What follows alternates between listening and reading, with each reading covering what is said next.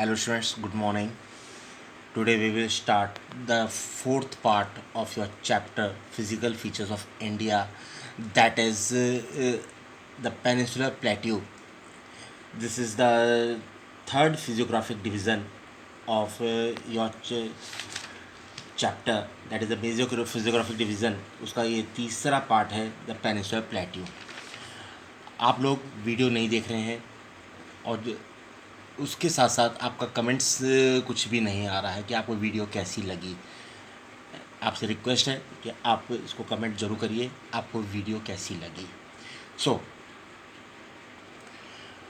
आप लोग कमेंट करते हैं, उसका मैं आंसर देता हूं कमेंट बॉक्स में, वो मुझे अच्छा लगता है. आप लोग जितना क्वेश्चन करेंगे उतना ही मैं आपको उसका आंसर दूंगा. तो बेटा अब हम स्टार्ट करते हैं अपना topic the peninsular plateau. Peninsular plateau का जो रीज़न हमारे पास आता है वो ये वाला रीज़न है और यहाँ से लेकर के इस टाइप में यहाँ तक जाता है. ठीक है ना. तो पेनिसुलर प्लेट्यू है क्या, पहले तो हम ये बात करते हैं पेनिसुलर प्लेट्यू है क्या. This is a table land composed of the old crystalline igneous and metamorphic rocks. मैंने आपका यहाँ पर लिखा है the peninsular plateau is a table land which contains igneous and metamorphic rocks. दूसरा पॉइंट मैंने आपको बनाया है that it is composed of the oldest rocks because it was form from the drifted part of the Gondwana land. So it is a part of the oldest land mass. ये सबसे पुराना है land mass.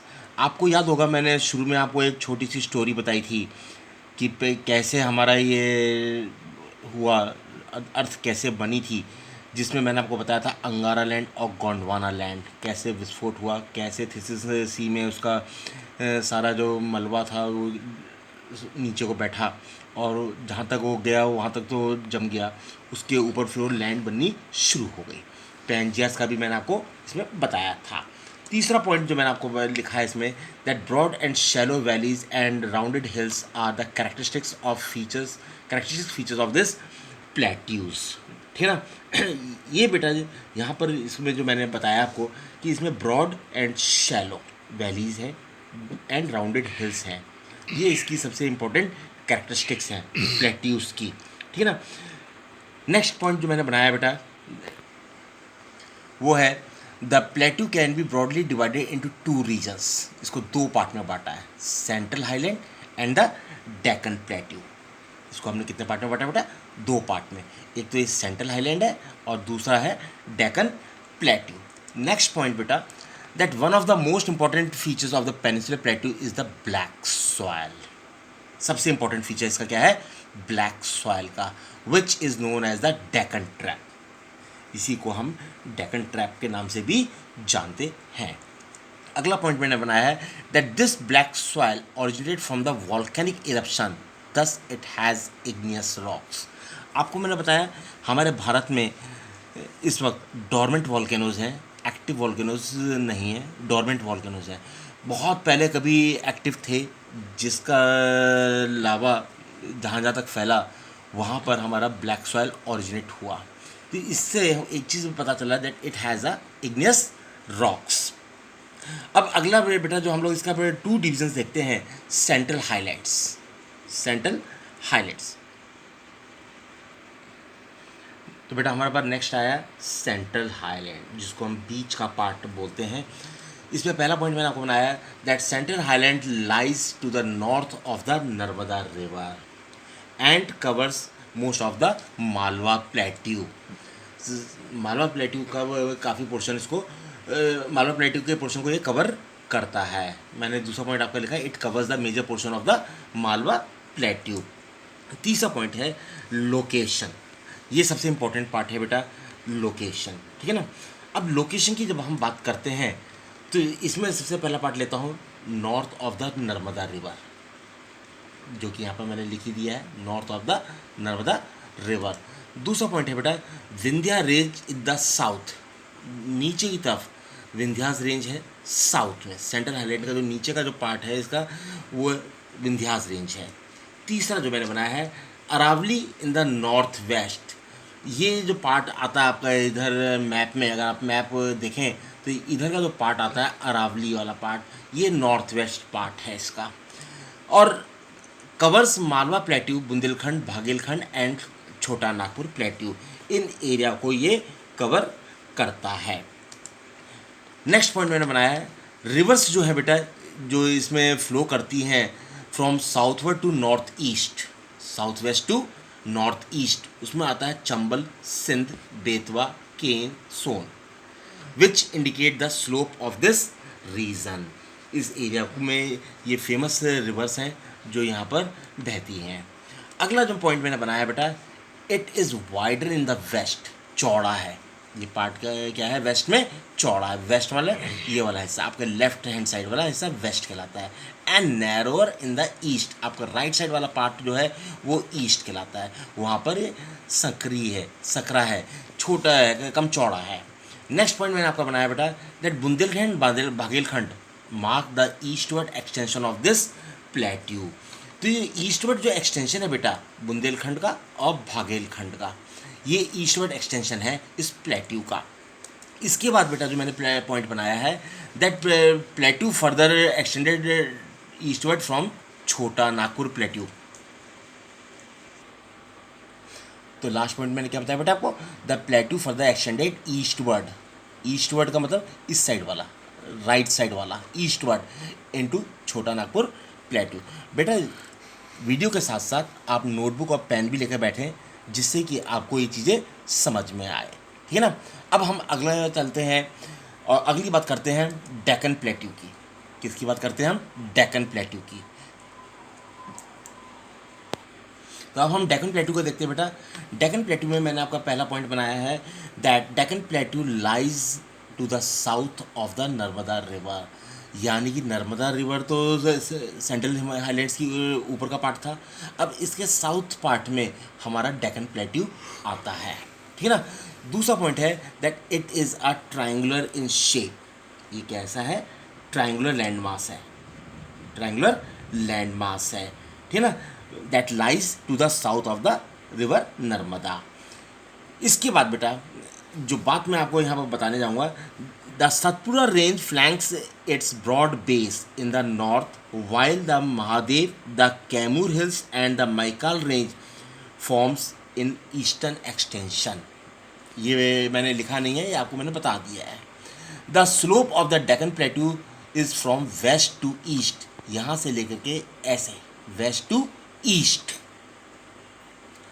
Most of the rivers flow from west to east, यहाँ पर जितनी भी नदियाँ हैं वो वेस्ट से ईस्ट की तरफ फ्लो करती हैं। अगला पॉइंट है बेटा लोकेशन।